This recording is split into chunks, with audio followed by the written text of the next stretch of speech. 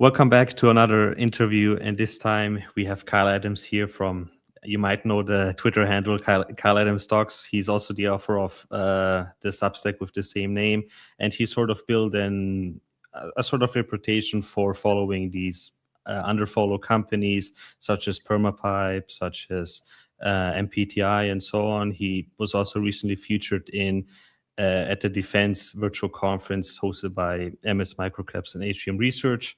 So, yeah, it's nice to have you on here, Kyle. And can you just talk a little bit about yourself, perhaps also add some additional details to what I just said? And yeah. No, that's everything. No, I'm just kidding. And it's nice, Luke, nice to be here. Thanks for having me on. I'm Kyle Wright, better known as Kyle Adams Stocks on Twitter, and then my Substack, or X. Sorry. Yes, I've been an investor for a couple years. I think maybe to give an introduction for people, like it all started back in 2023. I unfortunately got diagnosed with chronic pancreatitis and had to go on medical leave for almost a full year, and even went on a feeding tube. And I was very fortunate to have some private disability insurance. And I majored in economics. I wasn't super into like investing in individual equities before that, but I've always been, hey, I'm going to maximize my 401k and put it into S&P 500.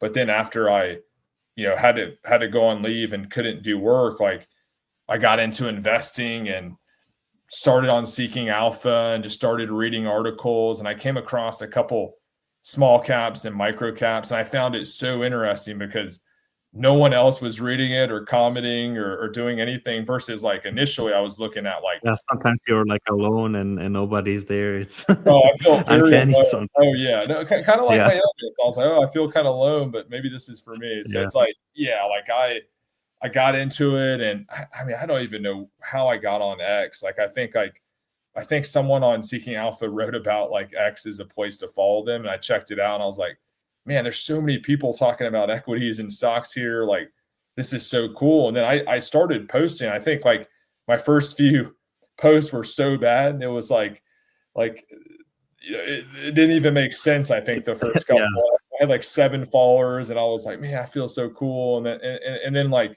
with time, I got more experience and got better. And I found my niche of like the micro caps. And the reason why is like you can know the story before other people.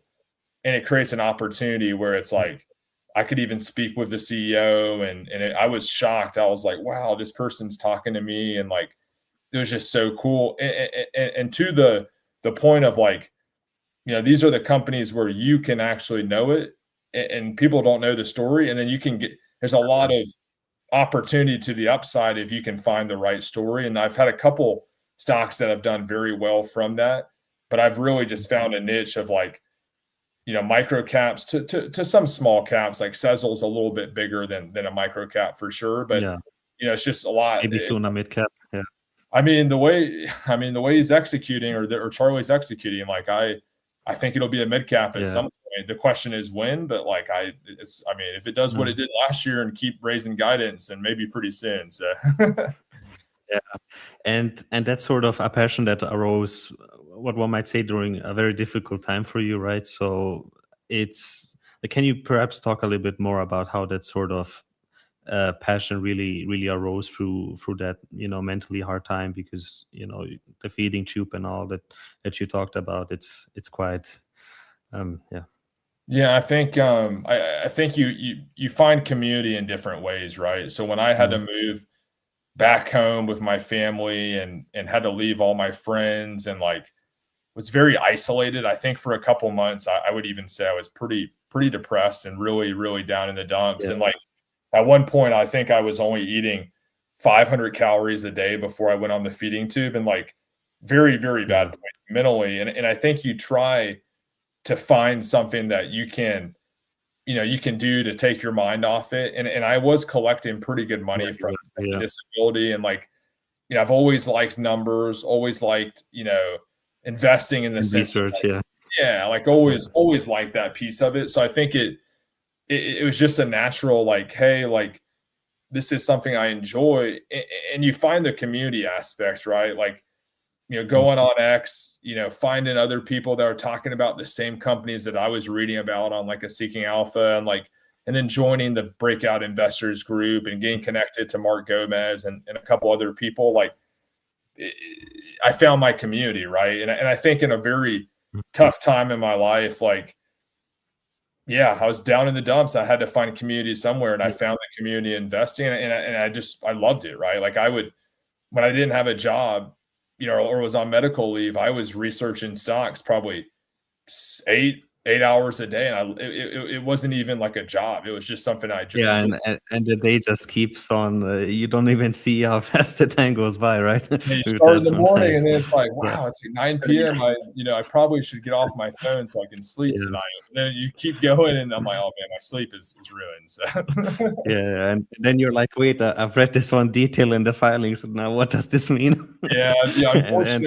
Unfortunately, you would love the story, and then you're like, you actually dig into it, and it's like, oh my gosh, like this is like right in my face. Like, I wasted so much time on this, and I don't want to touch it now. So that's I found that happen a lot early on. I'd get really into it, like, oh man, I love this company, and then like, oh my gosh, like the financials actually like, oh, this is not a company I probably want to touch, or it's cyclical, right? And that's sort of deciding when a position is not worth holding anymore. Like, what is it perhaps for you that, or maybe you can give a sort of case study where you decided, okay, that's a position that you were very comfortable with, and you found this detail, and now suddenly you're like, this really changed my initial thesis, or this makes me quite uncomfortable with the whole. So like, what is sort of your experience with that? I think the one that stands out the most is Alarum Technologies, or better known as like the NetNut software of the business. And like, I think that's a good call out, right? And like, even today, like, it's hard to fully know like when should I exit versus not. But I think when the thesis changes and management, right, the first thesis, so to speak, when the thesis changes, or management says some things and then they don't come to fruition at all, you kind of lose trust in someone. It's like, if I can't trust the person, I probably am not going to put my money in a company like that, right? Like, I found that like, you have to trust what they say, and if anything, I want to be told something, and then actually to the upside, it was better, right? And then that's not always the case. There's sometimes some external factors and stuff like that, but I think in the microcap space, you really have to analyze what people are saying, hear their tonality on it, and then see if it comes to fruition, or if they just make excuses and it's like, like, what are you talking about? Like, you told me X, and like X never even came true at all. So there's been a couple of examples. I think Alarum is probably the big one, right? Like, a software, they had like a legacy business that was like not really worth anything and going to nothing, but their software business was growing so fast. And I think I probably even got over invested into it, like, and it did really well for me, and I got out like at a very high premium. But I think I was personally pushing it probably too much to people, because I really did believe in what it was, and like, I thought this company was going to be great, but didn't do proper due diligence in the space. It's pretty commoditized industry, and like the thesis just kind of changed out of nowhere, and I was like a little bit shocked, because based off like the commentary on the calls, it's like you would think this would keep executing, and then it just didn't happen. So like, there's been a couple of examples, right? Like, I think with investing, something I've come to learn is like, make a lot of mistakes. I try to learn from those mistakes and be a better investor, but you still make mistakes. Even now, like, I would say I'm far from perfect. Like, I have a couple. It's just like the probability changes, right? Probability changes, and you become more cynical, right? I think as time goes on, like, you lose the blind optimism, and for the best, right? Like, you start to question things, you start to look at the negative of things. So when I invest in a company, like, I actually try to find more of the flaws versus just find more of the positives. And I have to give credit to Mark Gomez. Like, he taught me this. It's like, look for the bad first, because if you look for the bad and you can still find conviction after finding the bad, then that's probably a position you want to be in as well. Yeah. And because you've had to interact with management so much, like what are some of the indicators perhaps you have developed, especially because you work in sales, right? And so what are some of the indicators or things that you really pay attention to, where you're like, okay, if this parameter changes, then I really become less comfortable with it. Like from my personal perspective, I just really look at, for example, I mean, you brought it up with how much the execution part. So I really like to keep track of what promises has management made and how have they fulfilled it, and wherever it was fully in their control, right? Sometimes it's an uncontrollable risk when something happens for them, right? Yeah, and I think I mean that's the classic one, right? Like, look at what they say. Is it actually coming to fruition? And if it isn't coming to fruition, is it an external variable that is like so foreseen or unforeseen? Or is it like, wait, that's not really an external variable. It's more of like your execution. So I think one, that is the big one, but also like, as I speak with these people, I listen to tonality. I look at their facial expressions. Like I look at how, like, hey, if I ask them a pretty blunt question or point blank question, I can see how they react. You can kind of read people, right? And I think that just comes with being in sales for so many years, and I've sold to hundreds of CEOs, and like I've had so many conversations. Like, it goes back to the early on, probably blind optimism. It's like you would take someone for their word and trust them, and then next thing you know, they go with my competitor. I'm like, you told me you were going to sign with, like you, and it still happens, right? Like people say things and you don't necessarily know it, but I think like one, you look at the execution, like you said. Two, you listen to tonality, you look at facial expressions, like how do they react to it? And those are the things that, if I have a conversation with someone and I feel like afterwards, I'm like, I don't really know if I can trust the person. I don't really feel like a good vibe. I'm probably a little bit more hesitant. And like sometimes I still invest in those companies a little bit because I'm like, oh, the thesis is still really strong. Like, but at this, I would never make that a very large position if I still can't walk away with like, I don't really trust this person and feel like I can really take what they're saying to me because microcaps, I think the story for a lot of these companies is like, this is the time we're finally changing, like it's been 15, 20 years of nothing really happening. And sometimes you find those and it actually is happening, but it's like, but most of the time it's narrative. It's you don't see it in the financials. Man, a lot of these people are salesmen. They sell. It's like a game of like, can I sell people on the vision? And like, some of them are natural people at doing that, but it's like, it's tough, man. I'm not perfect at it, but I think my background, there's a intuition of like, I can feel it. And like, I've kind of learned like, it's usually right. It's like 70, 80% right. So I usually go off of it. Sometimes I'm wrong. I'm like, oh man, like, I made a mistake there, but yeah, I think those are the big things. But execution to their words, like you said, is the biggest one of all. Like, what have they said in the past, and have they actually done the things that they said as well? Yeah, and I mean, you're known sort of for covering Perma-Pipe and MPTI, right? So when you've looked through those companies and you started your deeper due diligence, what are some of the perhaps qualitative and quantitative green flags that you're looking out? Like, for example, I know you've talked quite a few times about the book to bill ratio, for example, on the backlog side. So like, what is it for you that you really put your mind onto in that regard? Yeah, and I think you said it right? Like you look at both sides of it. I think on the financials, the number side of it, like I think with Perma-Pipe is a great example. Like there was little clues, like even in press releases of like data center here, little things like that. And the backlog just kept growing more and more and more.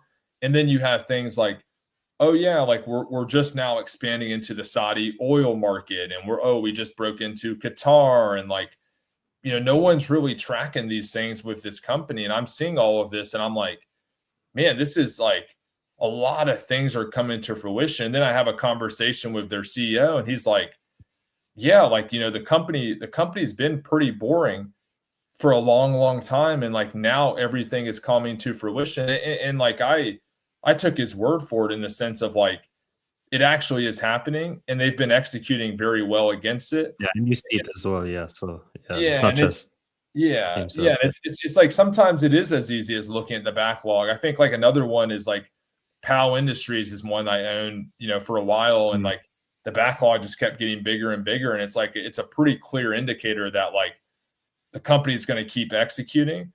So it's a couple of things, right? And with all of these companies, I always try to have a conversation as early as I can. Like if I like the numbers and like the story, and I think the story is going a certain way, to have a conversation with someone on staff or you know, to have that level of you know, due diligence. Like I think early on, like I didn't necessarily always try to reach out to like the CEO, but now it's like I've come to realize sometimes it's very hard as well, right? Yeah, it's very hard. Most of the time, yeah, but then but hey, I'm in sales, man. I know how to craft a good message to them, and I'll call them, I'll text them and call them. You know, probably a little aggressive, but it's like, yeah, if you know, I think with PPIH, I followed up a few times, and like they finally agreed. But it's like now that I've built up a little bit of a following on X, like when I tell them how many followers I have, I think they're like, oh, you know, like. Yeah.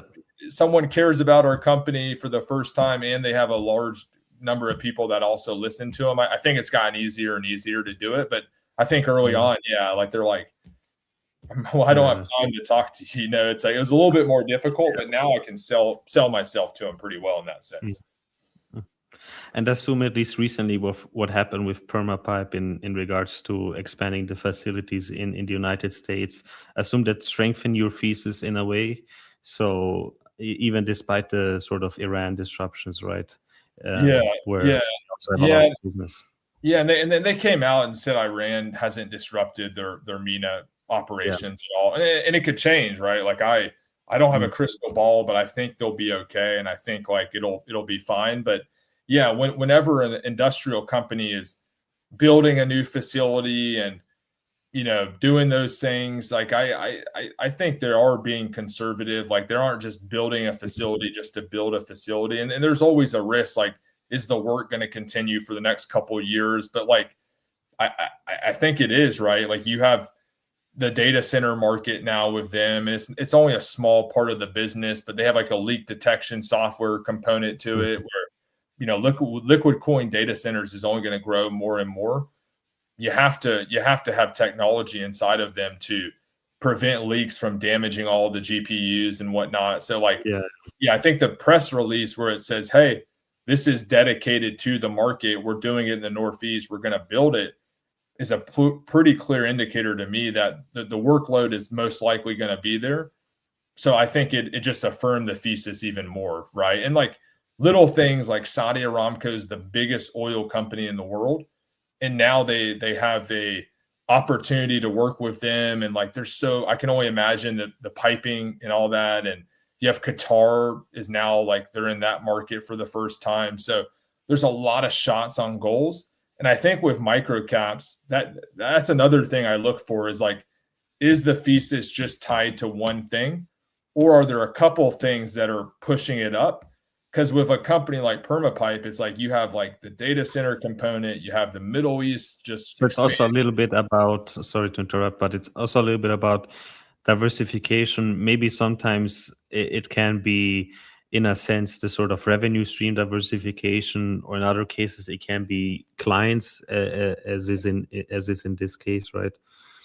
100%, right? It's no different than me diversifying into a couple stocks, right? Like I'm never comfortable to put 100% in one position, where it's like, I almost view it as like, if there's the opportunity for diversification and like it's multiple shots on goal, it's a higher probability that it's going to work out.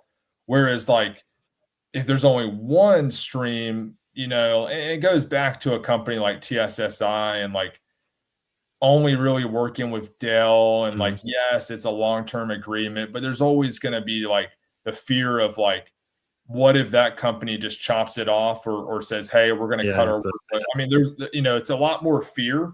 And I think fear and the unknown is something that you try to play against or plan against. So like, yeah, I think, I mean, like that's what I would say, right? I think I think there's always like more comfortability if you can find a company that's diversifying across a couple streams as well.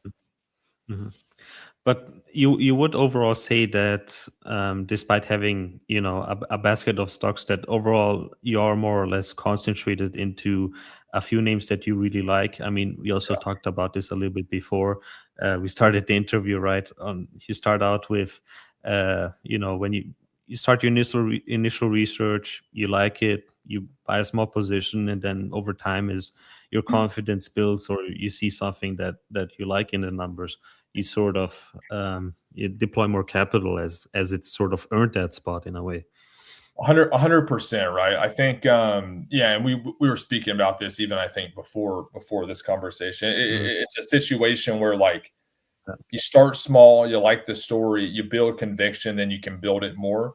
So and you're right. Like I wouldn't say I'm diversified across like 40, 50 stocks. Like I do have my really my core 5 or 6, and then I have a couple additional ones that are smaller than that. But like my core positions are companies that I really believe in, companies that I think are undervalued, and they have a runway for growth into the future. And I think another one, and I know that you're also an investor, is like Sezzle, right? Like a lot of opportunity, great CEO, a lot of shots on goal, a lot of expansion in the future, building out their super app versus just a traditional buy now pay later. And here also, as you said, I mean the success on the company, they have sort of multiple catalysts in the future. So then they're not only dependent upon BNPL succeed. I mean, sure, you would say definitely it's a must-have for them, but it's a must, they sort of build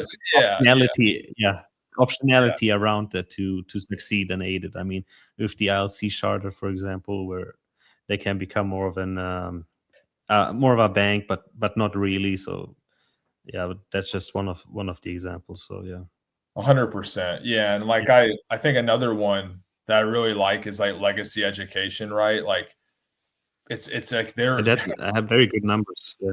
Very, very good numbers, and like CEO owns a lot of the company, founder led. She even bought open market, when it dipped down not too long ago. Like they're going to make a strategic accretive acquisition. They have hundreds of companies to potentially acquire. Like allied health is not going to go away. You're always going to need people. Honestly, with traditional 4-year colleges, like not necessarily being as good as they used to be with all the disruption, like you're always going to need allied health people, at least over the next short term. So like it's another one where it's like I feel pretty safe that it's going to execute and do well, versus like I think in the past with some of the names, like a little bit looking back on it was a little bit more risky. So like I my core holdings, I try to find companies that not as risky, undervalued, lot of opportunity for growth, maybe even some diversification. If I can find all those things with a good leader at the helm, I feel really confident in making that a larger position where it's over 10% of my portfolio for sure. Would you say that the way you view risk in terms of a position has also changed in part because you've also had pretty good run the past few months and years with the portfolio, right? I mean, you have the goal of reaching 1 million, right? I think that's since 2021 or 2022, around that year. So how's that sort of been? I mean, well, I mean, like I mean, full disclosure, like when I first started just a couple of years ago, really 2023, like didn't almost have any money in my taxable brokerage, but like I'm blessed in the sense of like I have a good high income. I've had really good returns in 2024 and even in 2025, and 2026 has been okay. It's a little not quite as good so far, but like I should reach a harder market to navigate, really. I mean, it's more volatility. A little bit, a little bit more volatile this year for sure. But I think by the end of my 30th birthday, so by November, very close, or if not at $1 million in my taxable. And then like I have my 401k and other things. Like if you factor that in, I'm there. But yeah, it's been a really good run. And like, you know, I've been fortunate. Like I knock on wood, I hope it continues, and I hope I keep, you know, being good at it. But like, yeah, it's been a good run over the last couple of years. And you would say that perhaps your risk has in part changed because of that success as well, or rather because of the process of, you know, finding stocks, of finding what is a green flag, right? What is a red flag, right? I mean, sometimes it takes time to really conceptualize even those basic things, right? When you enter a space first. So yeah, 100%, right? I think early on I was putting like 40-50% in one name, and like it did really well, and I was like, oh my gosh, like this is awesome. And then the thesis changed, and I was able to get out pretty fast where I still made money. But it's like I think I've now come to learn, like, even if you have a ton of conviction, like probably better to start smaller, slowly build a position up, but never get it to the point where it's like the majority of my portfolio or anything like that, because you can't predict everything. I think you try to protect the downside, and you try to find positions that are no brainers. But unfortunately, like there's always going to be external factors that can come into play, and like things can happen. I think I look at like Super Micro recently with the news that came out, and like that's a major. It's, I mean, who would have thought of that, right? Yeah, that sort of came on the left field.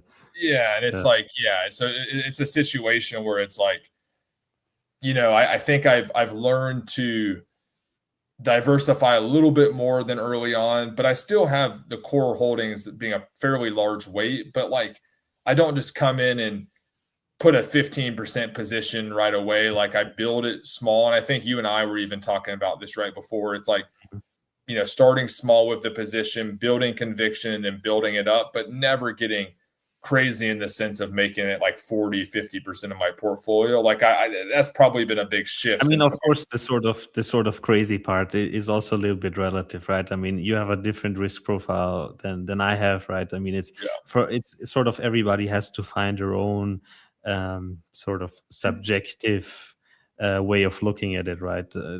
That's why I always keep harping about this, that it's really all about, in a sense, you're finding yourself as well when you go through all of these stock researches, all of these position sizing, all of these exercises. You sort of have to kind of as well figure out yourself in a way, because if you don't, you can end up very fast in a position where you might feel uncomfortable, and then you have those sleepless nights, right?